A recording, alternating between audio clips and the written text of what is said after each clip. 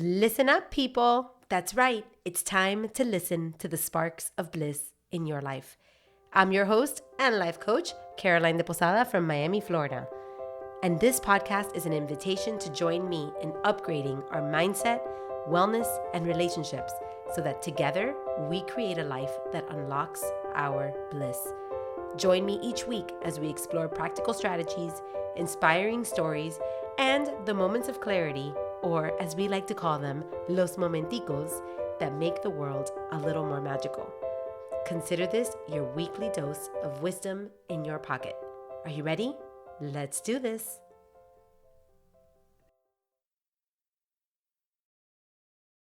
Hey, listeners, welcome to episode number 50 of Bliss'n Up.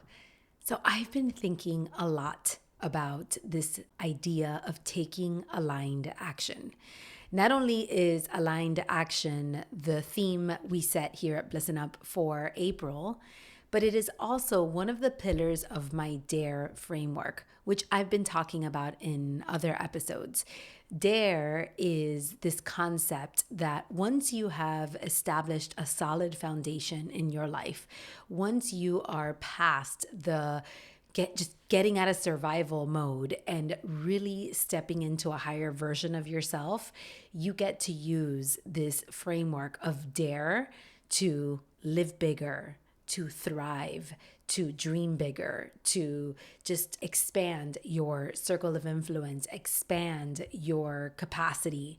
It's really a next level kind of framework. It's like really taking you just to the next level of your life. And aligned action is one of the pillars of that framework. So I've been thinking a lot about this concept, and I have to tell you, it is so powerful and so important that I think I'm going to do an entire class on this. I'm thinking I'm going to host like a master class or a group cohort, something. I don't know exactly what it's going to look like yet, but I know that it's coming because I just need to teach this stuff. It's really important. It's really powerful. But for today, I was thinking, sometimes we throw words out, especially coaches. Coaches do this a lot. Like you throw what's called coach speak. You throw these words out and people are like, I don't even know what that means. Like what on earth is she talking about? And I was thinking that aligned action could be one of those words that you just throw out there and people don't really understand what it means. So I thought we'd start today by actually defining it and giving you 3 immediate shifts that you can make in your daily life that turn your life into more of an aligned action life and less of a robotic, check the boxes, finish your to-do list kind of life. And hopefully that will serve you very well. So to begin, what is the definition of align or alignment? I looked it up in the dictionary and it has 2 definitions. One is to arrange something in a straight line or to bring something into agreement or cooperation, right? So to align is to bring something into agreement or cooperation, and alignment is to be in a position of agreement or cooperation or in a straight line. And this is a nuance because life is not a straight line. And success doesn't work in a straight line format. So at first, when I looked at this, like when I really started to study this, I was like, well, maybe alignment isn't the right word, right? Because we don't want to confuse you or trick you into thinking that your life is going to be linear and that there's no room for detours or anything like that. That's not real life. But then when I looked at that second part of the definition, to bring into agreement or cooperation, I realized that a line does not have to be straight. But if it is in a position of agreement or cooperation with a pattern or a route then it is in alignment. It is following the pattern or the route. That is so important. So then I guess the next question becomes alignment then with what? What are we aligning with? And I would say that it is alignment with your deepest truths, with your priorities, your values, your principles, your dreams, your goals, your definition of success. That is what it means to take aligned action. And oftentimes we take mindless action. We do things and we do them because we've always done them. We do them because they're part of the routine. You get up, you go to work, you go to school, you just go about your day. You eat the same things, you drink the same things, you talk to the same people, you get in your car, you get out of your car, you come back, you watch TV at the end of the day, you go to sleep, you rinse, repeat, and you just do that day after day after day. You don't actually take the time to question, why are you doing this? What is it for? What are you working toward? What is the purpose of these actions? And we take so many actions in a given day that, most of them are habits we don't even think about, right? Like we just take it for granted. But what if we were to think about some of them? What if we were to be mindful throughout our day? What if we were really trying to live a life of intention? Could we notice what actions we are taking and why we're taking them and turn them into aligned action instead of robotic action? And what about the actions we, quote unquote, have to take? The things we feel like we don't have a choice in the matter. They're just the way that life has worked out, the way our circumstances are. Well, could we turn those have-tos into aligned choices? These are the questions I've been asking. So today, I want to share with you 3 mindset shifts that hopefully will turn your actions into aligned actions. It'll flip that switch for you. And I think this is going to be very important. So the first one is turning what is repetitive into something that is ritualistic. Now, the first time I ever heard about this was through in the book Effortless. Oh gosh, I forgot the guy's name. Greg McKeown. But he wrote this book. He wrote 2 books. One is Essentialism. Great book. I actually wrestled a lot with that book because there were some things of essentialism that I didn't want to adopt. So I wrestled with that book. And the other book that he wrote is Effortless. And Effortless was grabbing what is essential and creating an effortless, systematic life. I thought it was a great book. And it was the first time that I had ever heard of this concept of turning habits into rituals. He put into words for me something that I think I had done intuitively in some areas of my life, but the moment that he put that word in my awareness, it changed everything. That's why I think it's such an important thing to name the energy you want to step into, name the life you want to create, name certain things, because once you name it, you can nurture it in such a powerful way. So here's a personal example of how I integrate that into my daily life. Okay, so I'm a mom of 3 boys, which you can imagine comes with a lot of to-dos on the to-do list, right? Like there are endless amounts of things that I do for my kids on a daily basis. And if you are a parent, then you know it's not always pleasant. A lot of times the things that we do with our kids could be an uphill battle. It can be like, going to war every single day just to get them out of the house, to get them fed, to get them to do their homework, all the kind of stuff. Now, in my case, what is most important to me is that I want to create a life where I, one, have meaningful relationships with each one of my children. Two, I make memories with them. Memories that maybe when they're long gone, I can look back at and say, wow, that was blissful. And three, I want to enjoy my daily life. It's a huge value for me to be the kind of person that enjoys daily life. So how do you get that done with, all the things that you got to get done, right? Okay. So this year in particular has been a very difficult year for my youngest child.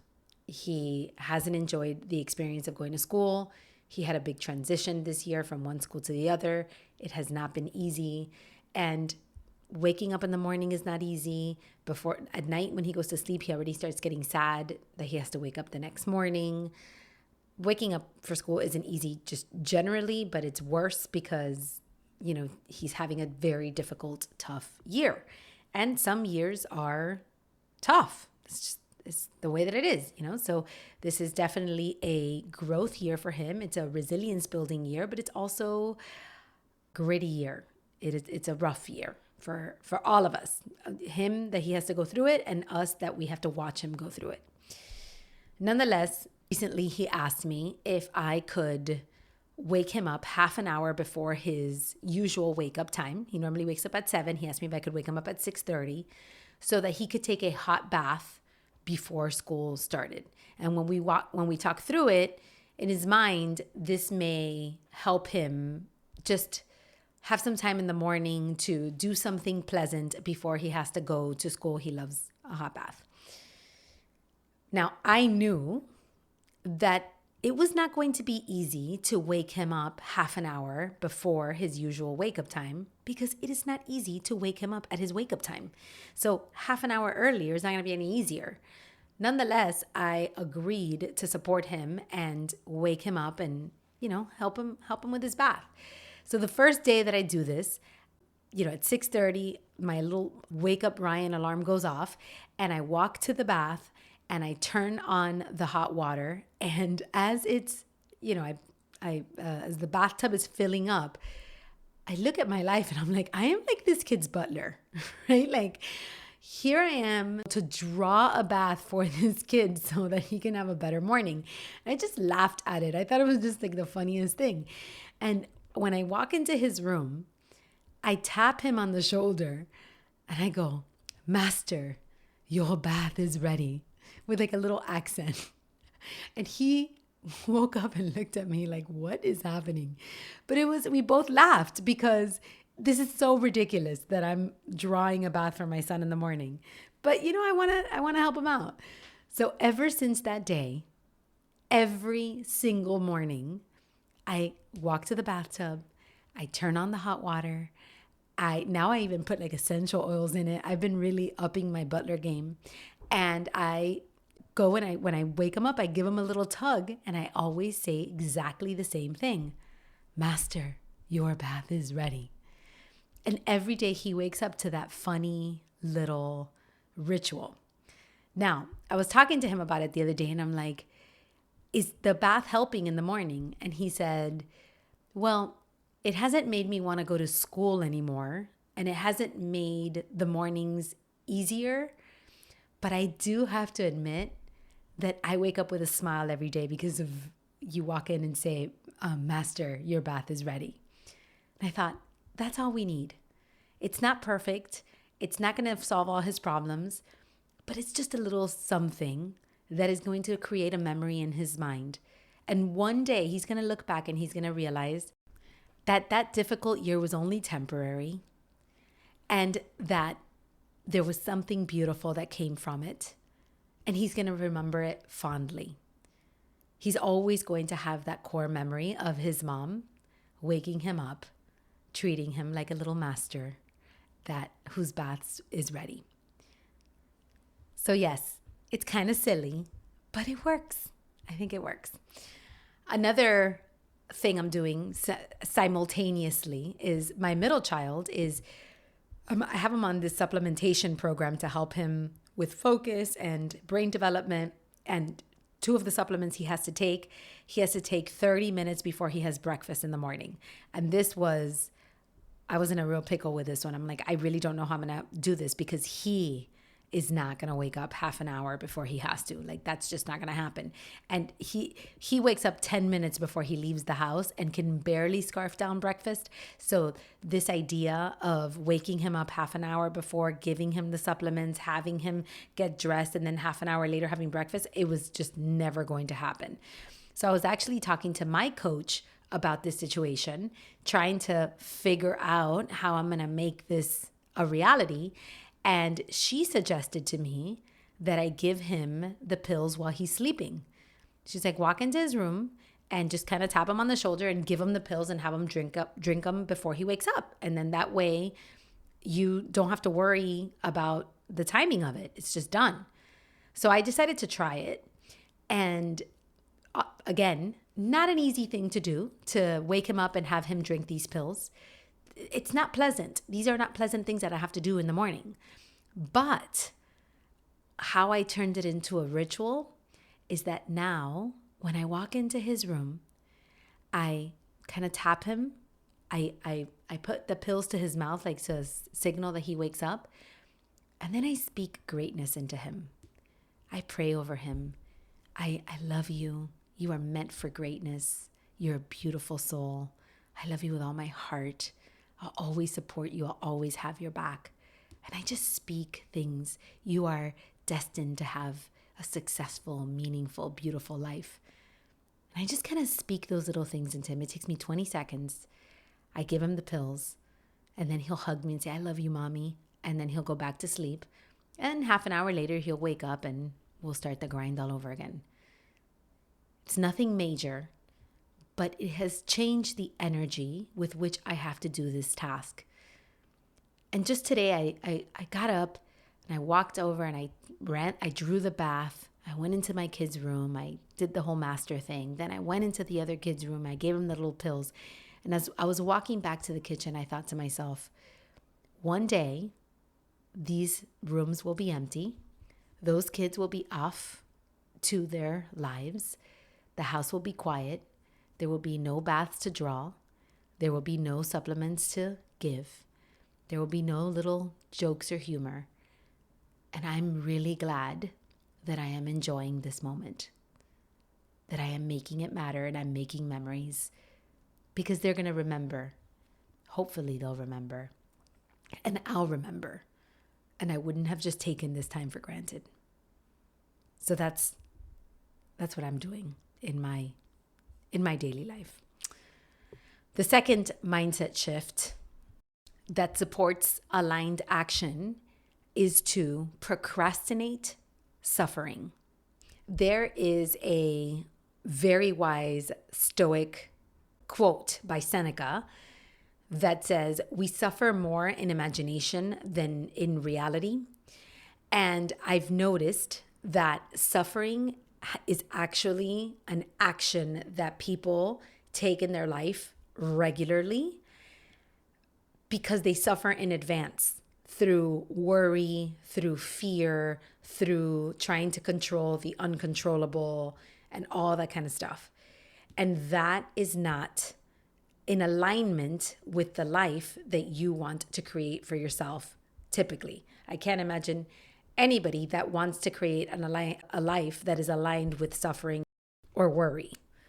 But we tend to bring that action wherever we go. So what I suggest is that you take action and you make it more aligned by procrastinating the suffering and the worry that you would otherwise be doing in advance. So let me share this story with you that I think might put it into perspective. In 2020, my son was hired to do an acting job in South Korea. We learned about this in August of 2020, and he was gonna have to travel to Korea for 2 months in October of 2020. Now, this is in the middle of the pandemic. It's a crazy opportunity that we had, and I decided that I was gonna go with him, and I was gonna, let him pursue this dream. It was like a huge deal. So we are getting ready, signing the paperwork, doing all the behind the scenes details to get this kid to South Korea. And they asked me for a copy of my passport.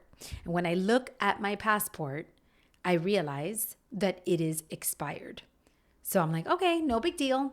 I immediately go online. I fill out the application. I'm for expedited passport. I'm like, I have plenty of time. I have until October. Expedited passport, you can get it like in 60 days. No big deal. I get in the car and I go to a local post office. At the time, the post office was open already.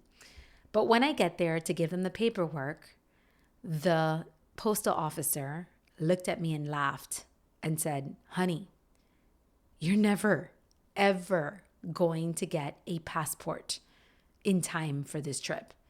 I'm like, no, I just need an expedited passport. He's like, no, you don't understand. None of the passport offices are open to be able to offer expedited passports.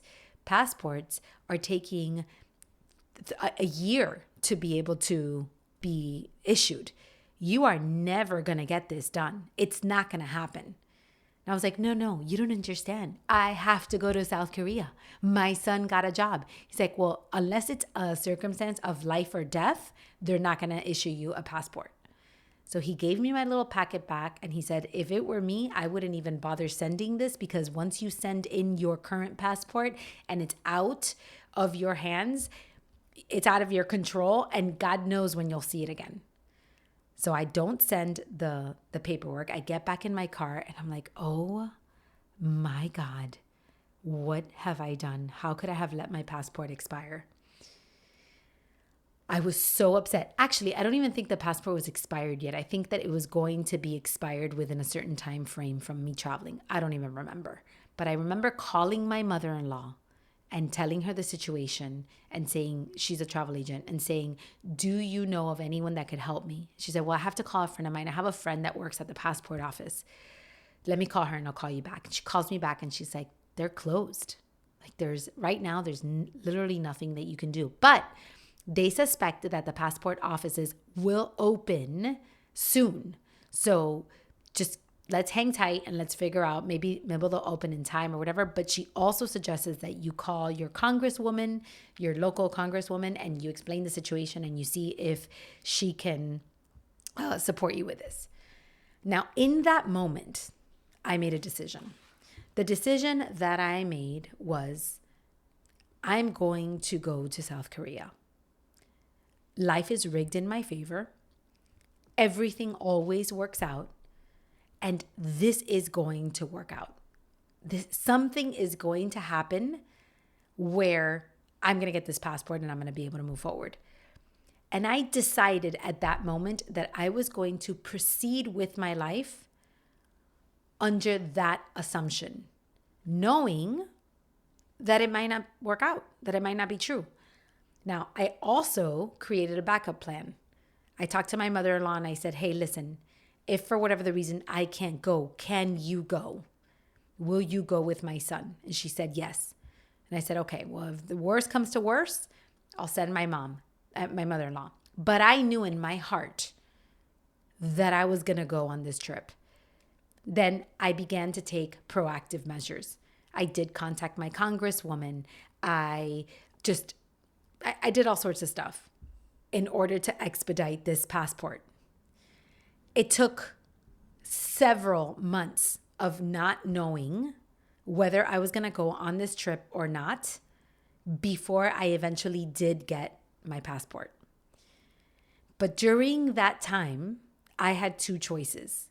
I could have sat in suffering of how bad life would be if the passport doesn't come through, worried about it, lost sleep over it, just stressed about it, thought of all the horrible things that would represent. my son being alone in South Korea without me, quarantined for 2 weeks. I mean, just all the things. Or I could do what was within my control, be 100% proactive, and compartmentalize the suffering and say, I will suffer if it doesn't happen. I knew that if it didn't happen, it would be terrible, but I chose not to participate in that suffering yet. I procrastinated it. And I had other things that I had to do in my life. So I continued about my business in other ways. And every time that little thought would creep up of that little fear of, what if I don't go to Korea? I would stop, I would reassess, and I would say, life is rigged in my favor. Things always work out. I'm going to behave as if I believe that it is impossible for this not to work out. And then eventually it did. Now that leads me to the third mindset shift, which is make it happen or make it a lesson. You see, being proactive is taking on the personality that you are going to do everything that is within your control to make something happen. This isn't a let go and let God, and I'm just going to sit in my couch and hope for the best. No, I am all about sitting in the driver's seat and moving forward. Take proactive measures. That's why I called the congresswoman. I called my mother-in-law. I would check every day to see when the passport office was going to open. I looked online for other options. I did my homework. However, we sometimes confuse making things happen with doing our part to make things happen. That's why I subscribe to the principle of you do the work, you surrender the outcome. It is important to do your part to make something happen. But that does not mean that you are going to force results or hustle your way into a result when everything in the universe is working against you.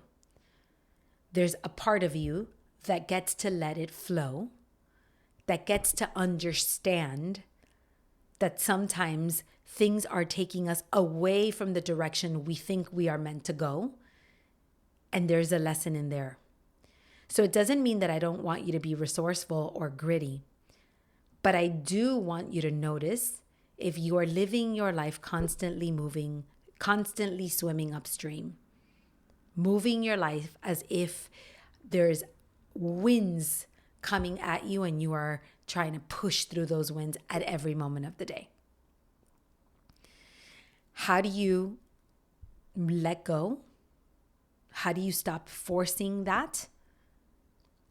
You realize that you're either going to make it happen or you're going to make it a lesson.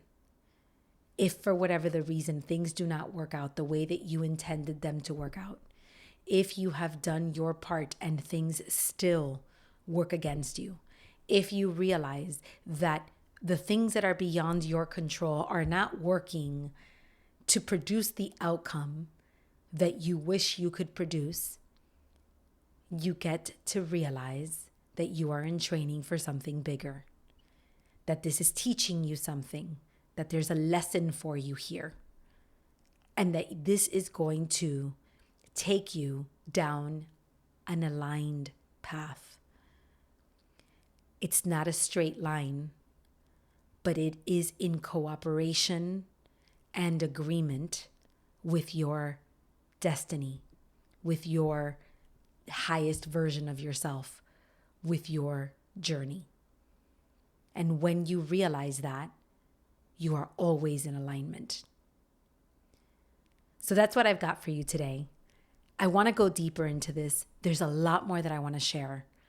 I do believe that taking aligned action and learning how to take aligned action is a game changer that will change the way you show up in the world forever.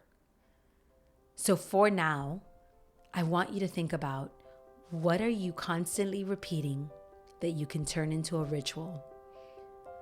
What actions can you take that even though you don't know what the outcome is going to be, you get to procrastinate suffering on? And Are you going to be the kind of person that makes things happen or makes things lessons? And if you do all of those things, you, my friend, are a person who is taking aligned action. And that is going to make your life a life that inevitably leads you to bliss. Have a great one, and I'll see you next week.